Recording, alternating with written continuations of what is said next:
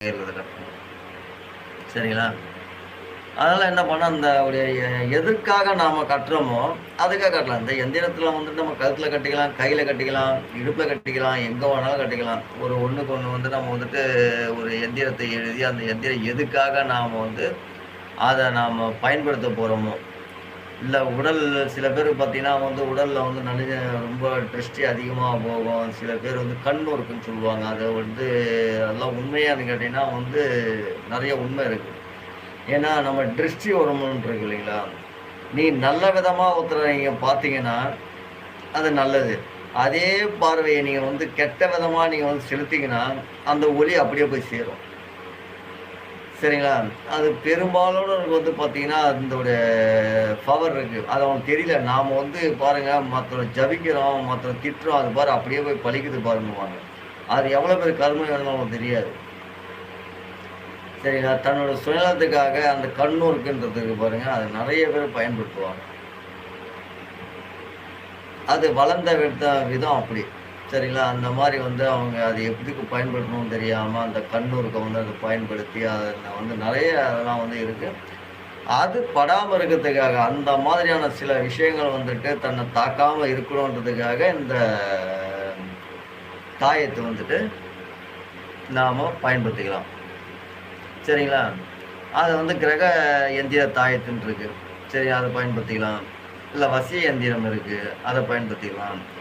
எது வேணுமோ, நவகாரி எந்திரம் இருக்கு. அதுல ஏதோ ஒரு சின்ன ஒரு இது மாரி வந்து பயன்படுத்திக்கலாம். எதுவா இருந்தாலும் சின்னதா வந்து ஒரு குளிச்ச மாரி கட்டி அத வேர் வைக்கிறோமோ, இல்ல வேருன்றது வந்து ஒரு ரேடியேஷன் ஒரு சக்திய கொண்டு வர்றது. அந்த ரேடியேஷன்றது என்னன்னு கேட்டீங்கன்னா, நம்ம வந்து ஒரு பாசிட்டிவான ஒரு எனர்ஜி நம்மோட பவர், நம்மோட சக்திய கொண்டு வர்றது. இந்த எந்திரம் இந்த தகடு இருக்கு பாருங்க, இது வந்து அந்த ரேடியேஷன வெளியில இருக்கக்கூடிய கிரகத்தோட ரேடியேஷன வந்து இந்த எந்திரம் வந்து ரொம்ப ஈஸியா வந்து எடுத்துக்கும். அதுக்காக தான் இந்த எந்திரத்த வந்து நம்ம இந்த எந்திரத்த பயன்படுத்துறது. இந்த காப்பர், தாமிர எந்திரத்த வந்து நம்ம எதுக்கு பயன்படுத்துறோம்னா, அதுக்கு தான். இந்த ஒரு கிரகத்தால வரக்கூடிய ரேடியேஷன். ஆனா, அதுல ஏன் நம்ம எந்திரத்த மட்டுமே போட்டு சுத்திக்கலாம். சுத்தி நம்ம வந்து கழுத்துலயோ, இடுப்புலயோ, இல்ல கையிலயோ நம்ம ஏதோ ஒரு கட்டிக்கலாமே அப்படின்னு நீங்க நெனச்சீங்கன்னா, அது வேற. ஒரு வெறுமனா இருக்கிறதுக்கும், அதுல எழுதப்பட்டிருக்கக்கூடிய உயிரோட்டத்துக்கும் உள்ள ஒரு வித்தியாசம் இருக்கு இல்லையா? வெறுமனே கட்டிக்கிட்டு ஒண்ணுமே இல்லாம இருக்கிறத விட ஏதாவது அத கட்டிக்கிட்டு நான் ஏதாவது ஒரு அடையாளத்துல இருக்கணுன்றதுக்காக தான் ஒரு அச்சரத்த வந்து நாம அதுல பதிக்கிறோம். சரியா? அது எந்த மாரி அச்சரமா இருந்தாலும் சரி. அது வந்துட்டு நம்ம உடல் சம்மந்தப்பட்ட, ஹெல்த் சம்மந்தப்பட்ட அச்சரமா இருந்தாலும் சரி, இல்ல நம்ம தொழில் சம்மந்தப்பட்ட அச்சரமா இருந்தாலும் சரி, இல்ல வசிய சம்மந்தப்பட்ட அச்சரமா இருந்தாலும் சரி, ஏதோ ஒரு அச்சரம் வந்து நாம அத எழுதி நாம அத பயன்படுத்திக்கலாம். அதுதான் இந்த தாயத்தின்றது.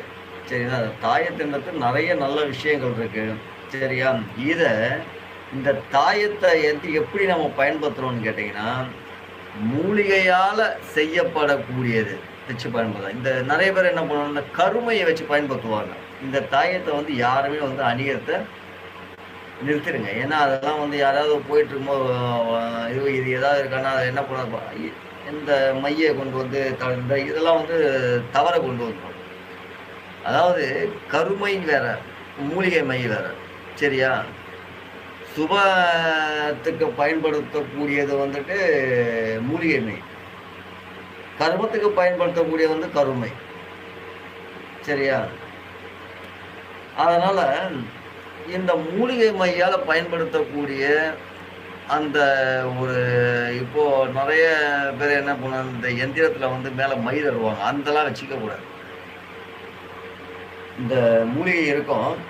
அந்த எந்திரம் வச்சிருப்பாங்க. எந்திரத்துக்கு மேல மைய தடவி விடுவாங்க. அது மிகப்பெரிய தோஷம் அது. மகா தோஷம் அது. சரியா? அது அந்த தோஷம் வந்துட்டு உடனே நீக்கக்கூடிய தோஷமே இல்ல. அதனால என்னன்னா, எந்திரத்துல வந்து இந்த மை தடவி குடுத்தா, அந்த மையெல்லாம் வந்து அந்த எந்திரத்துக்கு தடவி அத வந்து அணியாதீங்க. அந்த எந்திரம் குடுக்கும்போது அத எழுதி குடுக்குறாங்களா? இந்த எழுதி கொடுக்கக்கூடிய மந்திரத்தை இல்ல ஒரு பேர் வச்சு குடுக்குறாங்க, ஒரு மூலிகையான பேர் வச்சு குடுக்குறாங்கன்னா ரேடியேஷன். அதுல மை வச்சு குடுக்குறாங்கன்னா, அந்த மைய எக்காரணத்த கொண்டு அந்த எந்திரத்த வாங்கி பயனடையாதீங்க. அது பயன் கிடையாது உங்களுக்கு. உங்களுக்கு பயனானது ஒன்று என்னன்னு கேட்டிங்கன்னா வந்துட்டு இந்த மூலிகை, அதில் இருக்கக்கூடிய நவதானியங்களாக இருக்கட்டும், ஏதாவது ஒன்று போட்டு கொடுத்தாலும் கூட அது உங்களுக்கு பயனை ஒரு அடையும். இந்த எந்திரத்தை இந்த எந்திரம் இருக்குன்னா அந்த எந்திரத்தில் வந்துட்டு இந்த அச்சரங்கள் எழுதி கொடுக்குறாங்கன்னா அந்த அச்சரம் எதுக்காக, அந்த என்ன அச்சரம் இருக்கோ அந்த அச்சரத்துக்கு தகுந்த மாதிரி உங்களுக்கு அது பயன் கொடுக்கும். சரிங்களா? சும்மா இருக்கிற எந்திரத்தில் வந்து ஒரு மைய போட்டு ஒரு மைய தடவை கொடுக்குறாங்கன்னா அது உங்களை உருப்படியாக வச்சுருக்காது, உங்கள் மன சஞ்சலத்தை உண்டு பண்ணி விட்டுரும். சரிங்களா? உங்கள் மனதுக்குள்ள குழப்பங்கள் இருந்துகிட்டே இருக்கும். நல்லா தெரிஞ்சுக்கங்க, இந்த எந்திரத்தில் மட்டும் மை தடவி ஒருத்தவங்க உங்ககிட்ட கொடுக்குறாங்க, அந்த மை தடவை ஒரு இது அந்த குளிச்சத்தை நீங்கள் கட்டிட்டு இருக்கீங்கன்னா நீங்கள் ஏகப்பட்ட சஞ்சலத்துக்கு ஆளாவீங்க. நிறைய குழப்பங்கள் ஏற்படும், மன சஞ்சலங்கள் ஏற்படும், வக்ர புத்தி நிறைய இருக்கும். சரிங்களா? அதாவது என்னன்னா தேவையில்ல இல்லாத ஒரு ஆசைகள், கற்பனைகள் அதிகமாகும், ஆனால் எதுவுமே செயல்படாது. அந்த மாதிரி ஏதாவது இருந்தால் அதை பயன்படுத்தாதீங்க. சரிங்களா? வெளிச்சம் கட்டு, இந்த எந்திரம் கட்டுங்க. இந்த எந்திரத்தில் வந்துட்டு எழுதப்பட்ட அச்சரங்கள், எழுதப்பட்ட மந்திரங்கள் இது உங்களுக்கு நல்லா பயன் கொடுக்கும். இந்த அச்சரங்கள் எழுதப்பட்ட எந்திரம், அதாவது தாயத்து பயன் கொடுக்கும். சரிங்களா? அந்த எந்திரத்திலேருந்து நான் ஒரு வேறு வச்சு கொடுக்குறேங்க அப்படின்னா அந்த வேறு பயன் கொடுக்கும். அதே எந்திரத்தில் நான் மைய தடவி கொடுக்குறேன்னா அந்த மை உங்களை வந்துட்டு நிம்மதியாக இருக்க விடாது. வீட்டில் சஞ்சலம், சண்டைகள், குழப்பங்கள், மன நிம்மதி எதுவுமே இருக்காது. சண்டை இருந்துகிட்ருக்கோம், சஞ்சலங்கள் இருந்துகிட்ருக்கோம், ஆசைகள் இருக்கும், பூர்த்தி ஆனது ஆகாதது போல ஆகிடும். சரியா? நிம்மதி இருக்காது, தூக்கம் வராது,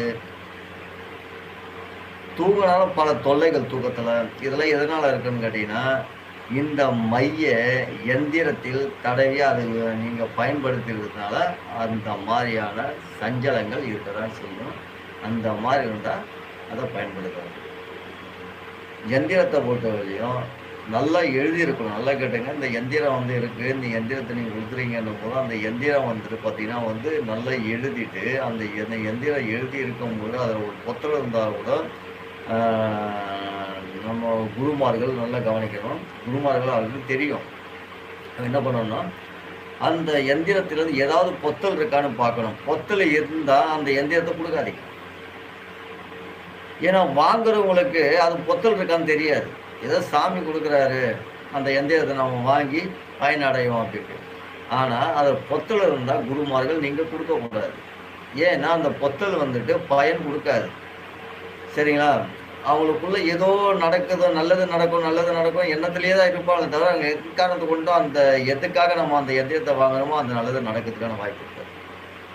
அப்போ என்ன ஆகுன்னு கேட்டிங்கன்னா அந்த எந்திரத்தை எழுதினோம்னா அந்த எந்திரத்தை வந்து பார்க்கணும், சரி பார்க்கணும். சரி பார்த்தா ஒரு கீழே இருந்தாலும் அந்த எந்திரத்தை கொடுக்கூடாது. அது குளிச்ச அந்த தாயத்தாக இருக்கட்டும், இல்லை எந்திரம் கொடுக்கக்கூடிய எந்திரங்களாக இருக்கட்டும், அது சின்ன கீரல் இருந்தாலும் அந்த கீரல் இருக்கிற எந்திரத்தை அவங்கள்ட்ட கொடுக்கக்கூடாது. ஏன்னா வாங்கக்கூடியவனும் தெரியாது. ஏன்னா ஏதோ சாமி கொடுத்துருக்காரு, எல்லாம் நல்லா தானே இருக்கும், அவர் தானே கொடுக்குறாருன்னு.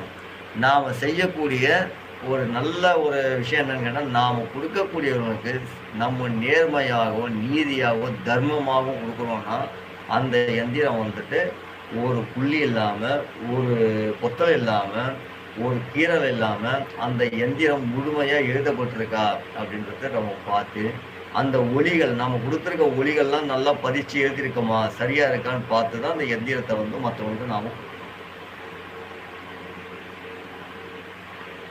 சரிங்களா?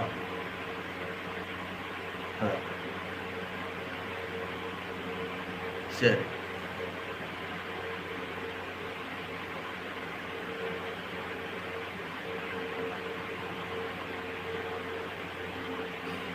இப்போ நீங்க ஒரு எலுமிச்சம்பழம் ஒரு வச்சிருக்கீங்கன்னு வச்சு ஒன்றும் இல்லை, நீங்கள் பூஜை செய்யும் பொழுது ஒரு எலுமிச்சம்பழன்றது என்னன்னு கேட்டிங்கன்னா வந்துட்டு ஒரு வீட்டில் வச்சுருக்கீங்கன்னா அந்த எலுமிச்சம்பழத்தை ஒரு 2-3 நாளில் பார்த்தீங்கன்னா அந்த எலுமிச்சத்தை எந்த மாதிரியான நிலையில இருக்குன்ட்டு நீங்களே பார்த்து தெரிஞ்சுக்கலாம் வீட்டில். அப்போ ஒரு எலுமிச்சம்பழத்தை வந்து நம்ம சாமியோட மடியில கொடுத்து, அந்த எலுமிச்சை வைப்ரேஷன் பவர் இருக்கு இல்லையா, அங்க கொடுத்து அந்த எலுமிச்சம்பழத்தை நாம கொண்டு வந்து நம்ம வீட்டில் வைக்கும் போது அந்த வைப்ரேஷன் பவர் அது நமக்கு வந்துட்டு அந்த மன நிம்மதியை கொடுக்கும். இப்போ ஒரு உதாரணத்துக்கு நம்ம கோயிலுக்கு போயிருக்கோம். கோயிலில் வந்து கோயிலோட சாமியோட மடியில் வந்து ஒரு பழத்தை வச்சு கொடுங்க அப்படின்றோம்.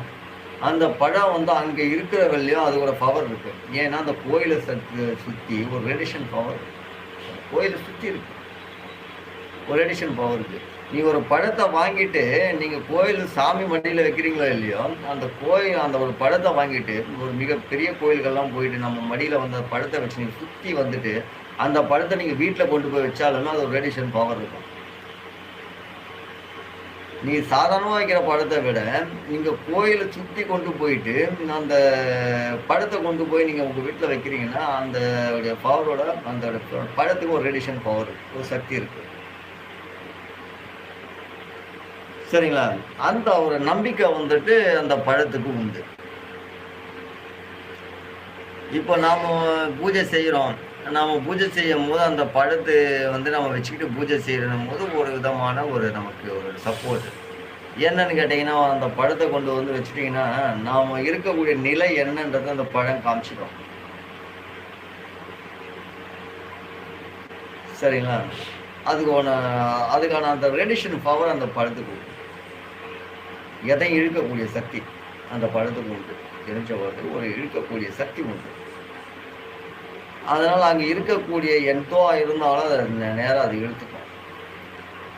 அதனால நம்ம சாமி மடியில் வச்சு இல்லை அந்த கோயிலுக்கு போகும்போது அந்த கோயில் வந்துட்டு வச்சுக்கும்போது நம்ம பழத்தை வச்சுட்டு சுற்றிட்டே வந்தோம்னா அந்த ரேடியேஷன் பவர், அங்கே இருக்கக்கூடிய ரேடியேஷன் பவரை அந்த பழம் வந்து இழுத்துக்கும். அந்த பழத்தோட சக்தி வந்து நம்ம வீட்டில் வைக்கும் போது அந்த ரேடியேஷனோட பவர் நமக்கு வந்துட்டு கிடைக்கும். அந்த எலுமிச்சம்பழம் அந்த தன்மையை நமக்கு கொடுக்கும்.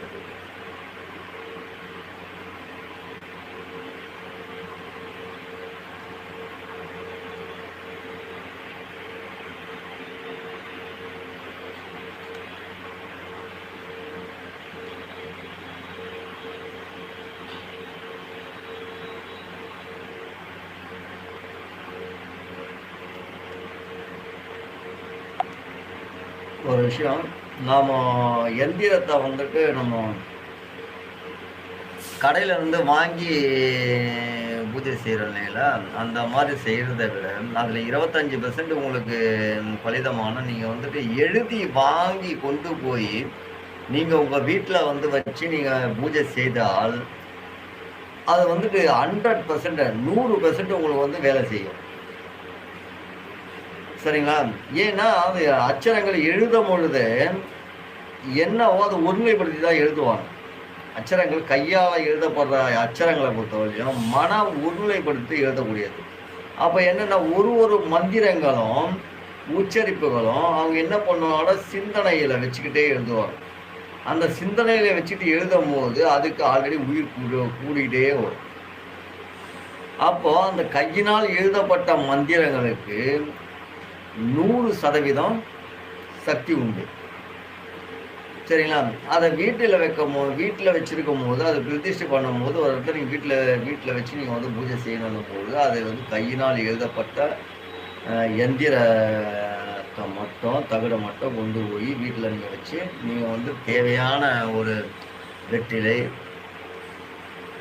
பழம், பால், தயிர், பொங்கல், அவல் கடலை, சரிங்களா, இந்த மாதிரி வந்துட்டு பொருட்கள்லாம் வாங்கி வச்சுட்டு அதுக்கான தேவையான மூல மந்திரத்தை, ஏன்னா எல்லாத்துக்குமே வந்து சாப விமோசனம் உண்டு. எந்திரத்துக்கு சாப விமோசனம் உண்டு, மந்திரத்துக்கு சாப விமோசனம் உண்டு.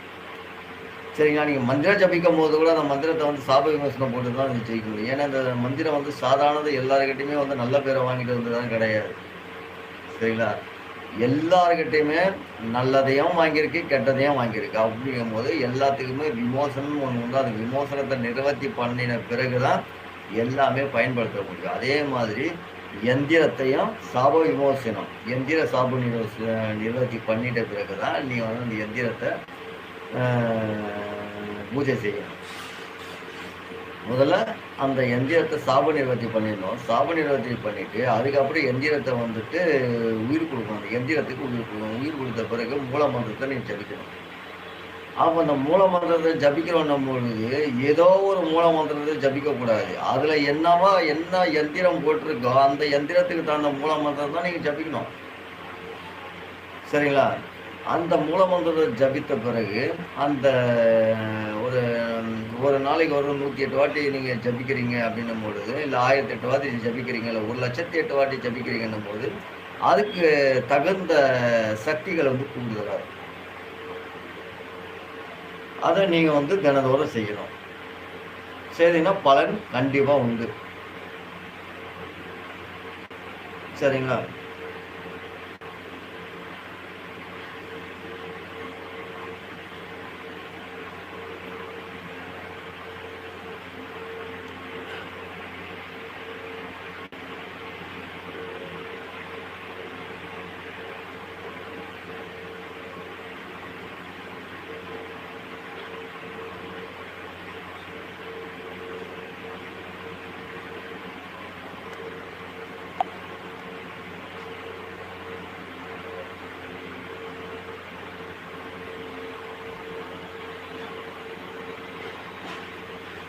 இப்போ ரசமணி நீங்க அணிஞ்சிருக்க, நீங்க இந்த ரசமணியை பொறுத்து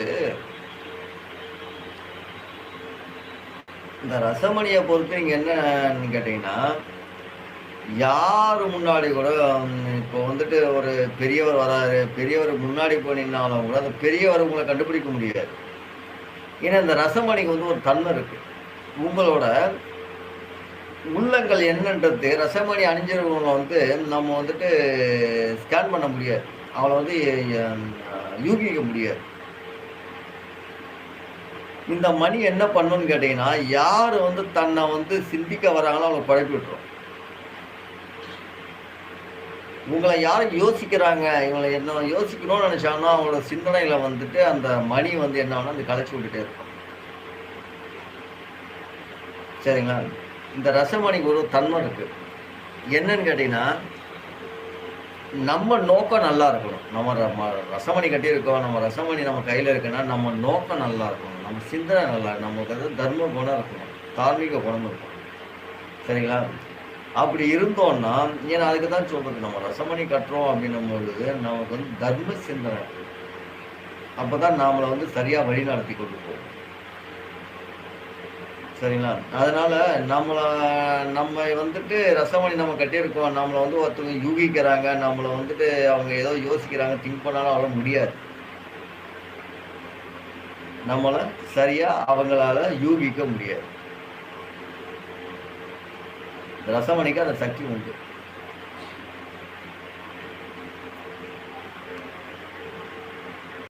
ஏற்கனவே இருக்க தோஷங்கள்லாம் நிவர்த்தி ஆகும். என்ன காரணம்னு கேட்டீங்கன்னா, இந்த ரசமணி வந்துட்டு எல்லா பிளானட்லையும் பார்த்தீங்கன்னா இந்த ரசமணியோட மெர்க்குரியோட தன்மை எல்லாத்துலேயுமே இருக்கு. அதனால என்ன பண்ணணும்னு கேட்டீங்கன்னா, இந்த ரசமணி என்பது எல்லா கிரகத்தையும் சமநிலைப்படுத்திடும். நமக்கு சரியான இப்போ ஒரு தோஷம் இருக்கு, அந்த தோஷத்தோட அனுகிரகம் சரியா இல்லைன்னும் போது என்ன ஆகும்னா அந்த தோஷத்தோட தன்மையை வந்துட்டு இது என்ன பண்ணணும்னு கேட்டீங்கன்னா சரிப்படுத்தும். அதனால தான் இந்த ரசமணிக்கு வந்து ஒரு சிறப்பு இருக்கு. ஏன்னா எல்லா பிளானட்லேயும் வந்து அந்த ரசமணியோட தன்மை இருக்கிறதுனால அந்த கிரகத்தால் வரக்கூடிய தீமை நமக்கு வந்து அடையாது. அப்போ எல்லா கிரகத்தையும் சமப்படுத்திடும். அப்போ ஒரு கிரகத்தில் நமக்கு பாசிட்டிவ் இருக்குன்னும் பொழுது அப்போ அந்த பாசிட்டிவ் வந்து நமக்கு கிடைக்குமான்னு கேட்டால் சமப்படுத்துறதுனால நாம தான் ஒன்றுத்தையும் நாம உருவாக்கணும். சரிங்களா? அப்போ இந்த கிரகதோஷம் இருக்கு அப்படின்றப்ப ரசமணி போடலாம். ராசியோட அமைப்பு சரியா இல்லை, லக்கணத்துல வந்து ஏகப்பட்ட சில பிரச்சனைகள் இருக்கு அப்படின்ற போது என்ன பண்ணுங்கன்னா ரசமணி போடலாம். ராசி சம்பந்தப்பட்ட விஷயம் ரசமணி போடலாம். ஆனால் ராசியை பார்த்து போடணும் அப்படிலாம் கிடையவே கிடையாது. எல்லா ராசினரும் போடலாம். சரிங்களா? எல்லா மதத்தினரும் போடலாம். இதுக்கு வந்து இதெல்லாம் கிடையவே கிடையாது. இதில் வந்து முழுக்க முழுக்க அறிவியல் இருக்கு. சரிங்களா? இது வந்து அறிவியல் சம்பந்தப்பட்ட ஒரு விஷயம். மனிதருக்கும் இதுக்கு தொடர்பு இருக்கு. அதனால இந்த ரசமணி வந்து எல்லாரும் போடலாம். ஆனால் என்ன ஒன்று, ஒருத்தரும் வந்து போடக்கூடிய அளவு இருக்கு. மனிதர்களுக்கு ஒரு 8 வயசுக்கு மேலே இருக்கக்கூடிய பிள்ளைங்க வந்து எவ்வளவு உடைய கிராம் சம்பந்தப்பட்ட அளவு மணி அணியணும் அப்படின்னு இருக்கு.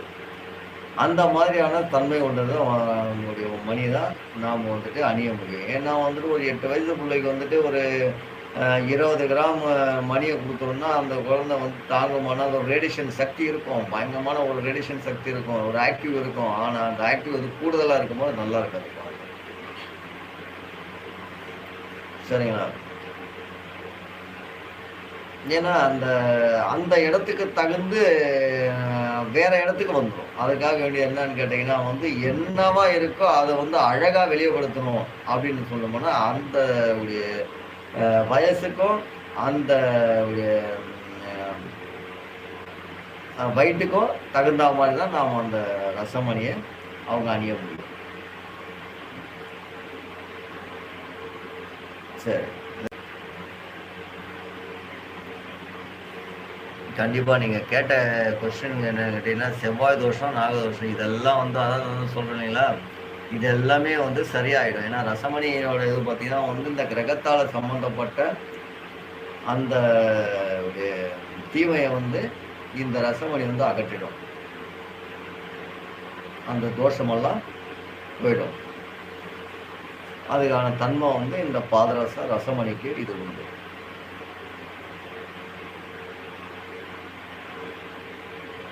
இந்த ரசமணி எல்லா ராசினரும் போடலாம்.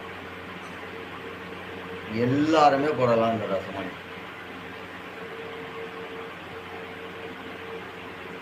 அப்போ நம்ம ராசியை பார்த்து போடணுமா, இல்லை என்னால் வந்து அவ்வளோ பணம் கொடுத்து மற்றவங்கிட்ட நம்ம வாங்க முடியாது அப்படின்னு சொல்லும்போது ராசியை பார்த்து போடணுமானா, கிரகநிலை வந்து சரியில்லை, இந்த கிரகநிலை வந்து இப்போதைக்கான சாதகமாக இல்லை, அப்போ அவரால் வந்து அந்த கிரகநிலை எதிர்த்து இவரால் வந்துட்டு முயற்சி செய்ய முடியல அப்படின்னு சொல்லும் போது அந்த ரசமணியை வாங்கி அவங்க அனுப்பிச்சிடுவாங்க.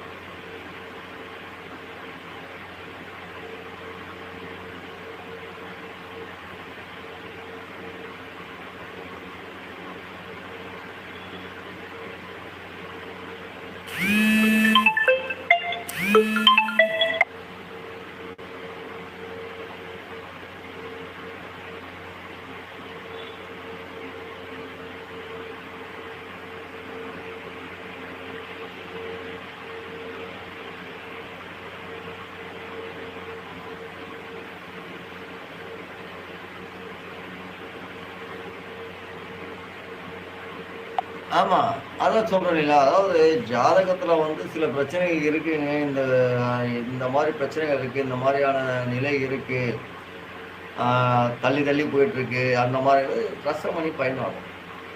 நான் தான் ஏற்கனவே பொதுவாக சொல்லியிருக்கேன் இல்லையா, இந்த ரசமணின்றது வந்துட்டு இருக்கக்கூடிய பிரச்சனைகள், ஜாதக பிரச்சனை மட்டுமில்லை, கிரக பிரச்சனையாக இருந்தாலும் சரி, உடல் பிரச்சனையாக இருந்தாலும் சரி, மன பிரச்சனை எல்லாத்துக்குமே இந்த ரசமணி வந்துட்டு நல்ல உறவு, நல்ல பயன் தரக்கூடியது. அதனால ரசமணி வந்து நாம் வந்துட்டு அறிவியல் சார்ந்த விஷயங்களுக்கு மனிதர்கள் தொடர்பு இருக்கு. சரியா? எல்லாத்துக்குமே இது பயனாகுது. அப்போ நம்ம அறிவை இது என்ன ஆகுதுங்கன்னா, நம்ம இருக்கக்கூடிய சூன்யம், மனசூன்யத்தை, நம் உடல் சூன்யத்தை வந்து அது விளக்குது. உடச்சி விளக்கி நம்மளை அறிமுகப்படுத்துது இந்த ரசமணி.